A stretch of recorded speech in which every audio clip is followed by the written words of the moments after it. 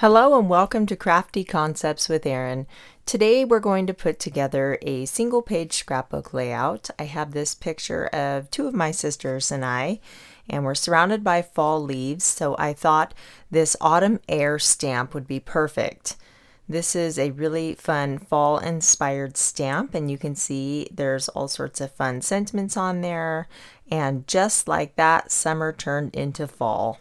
And it is so true. It totally feels like that where I live. It was just all of a sudden fall was in the air.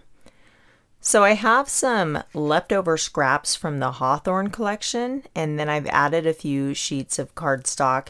And then these are all shapes that I've punched out from the Hawthorne workshop that I have left over. So if you follow the workshop exactly, you wouldn't have any pieces left over, but I always have to do things myself my own way, so there's pieces left over, but then I get to keep on creating. So I have a sheet of sapphire cardstock, and what you saw me doing was just sanding around the edges.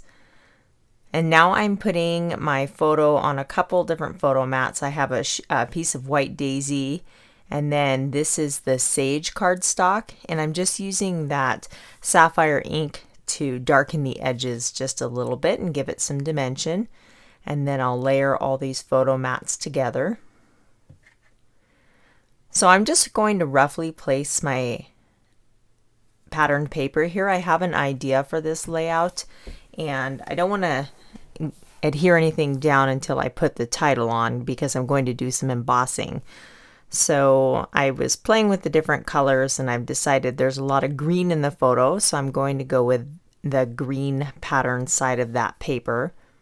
And then this corrugated strip here to the side. I really liked the blues and the leaves on the other side, but I just thought the green worked better with this particular photo. So I have a piece of the craft cardstock, and I'm going to give it a torn edge just to add a little interest and kind of hang it over the edge of that center piece there. So I'm liking the way this is going to look, or is looking, so I'm going to just kind of put my stamp title over to the side here and make sure everything's going to fit, and I think it will just be perfect. So I'm going to use my Misty to stamp this just because it is a large stamp set. You totally could use a block for this, but I want to use the Misty because I'm going to emboss, and just in case it doesn't come out and I want to reapply. My plan is to be able to stamp perfectly the second time around.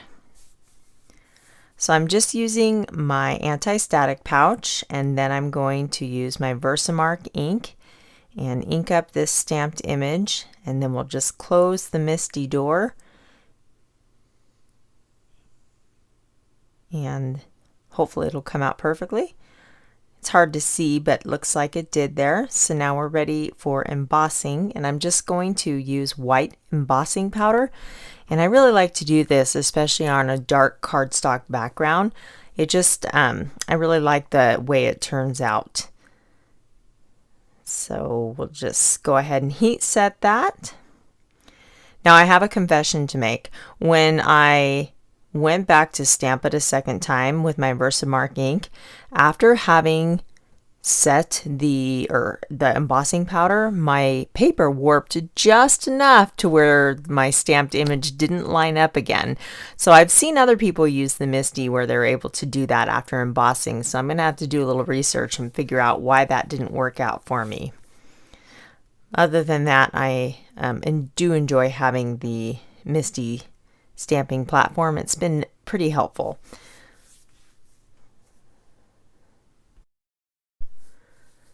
So I've got the basic bones of the layout in place, so we're ready to kind of start adding the embellishments. I'm just going to start spreading the leaves around the side, and I decided I wanted to add this sangria color just for a little pop, and I really like the way that looks.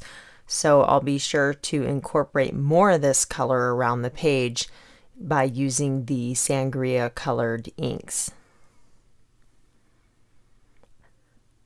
I'm using my tape runner to tack these down, but I'm making sure not to put it too close to the edge. That way I can tuck these leaves underneath and there'll be room for me to do that. So I'm liking the way it looks, mixing the different types of leaves. We have, you know, kind of the skeleton outline of the leaves, and then we have the kind of solid images and then the stamped images, and I like the way they all work together. It adds a lot of interest to the embellishments with lots of texture and color. So I'm not really sure about that plaid kind of orangey leaf. I don't have any other orange really in the layout, so I might not use that one. And this up here was just the end of a hexagon piece, and I just cut that off, and I'm going to use it for a tag there. And then in the kit we had these little banner strips, so I thought, why not? Now what I have here is Glad Press and Seal, and this is a trick I learned from Jennifer McGuire. It's kind of sticky, so when you have a large embellishment cluster like this, you just lay the saran wrap right down on top, and you can pick it all up at once. So now I can glue the whole thing, and it's going to be right where I placed everything. Sometimes it's hard to get it back. You know, you set everything out and then you go to adhere it down and you can never quite get it back in the same place. So this is a little trick, and you can save this plastic and use it over and over again before you recycle it. So this is the first time I've actually done this myself, and it worked perfectly. Very useful trick there. Now on the right side I can't really do that because I have them all tucked underneath that picture, so it wouldn't quite work. But I'm just lifting up the ends here and then tacking those down with my liquid. This is the Tombow liquid adhesive here.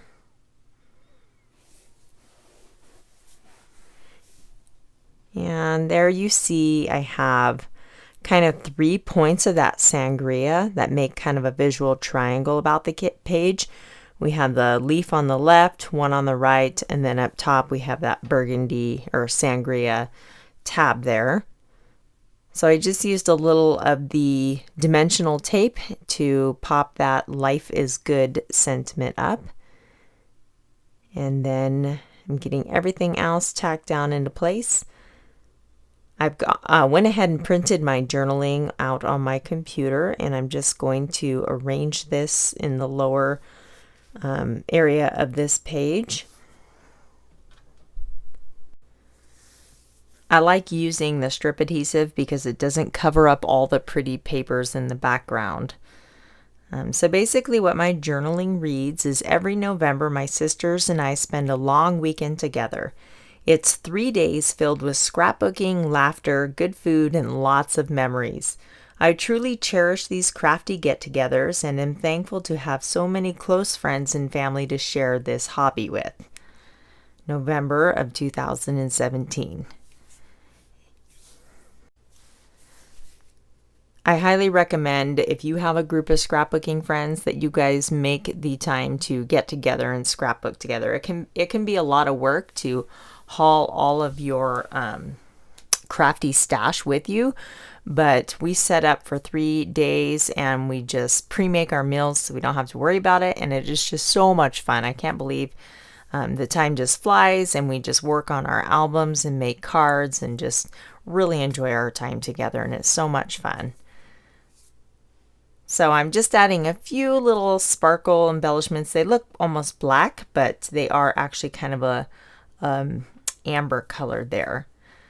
So there is the final layout. You can see I sanded the edge there, and there'll be some more still shots to follow.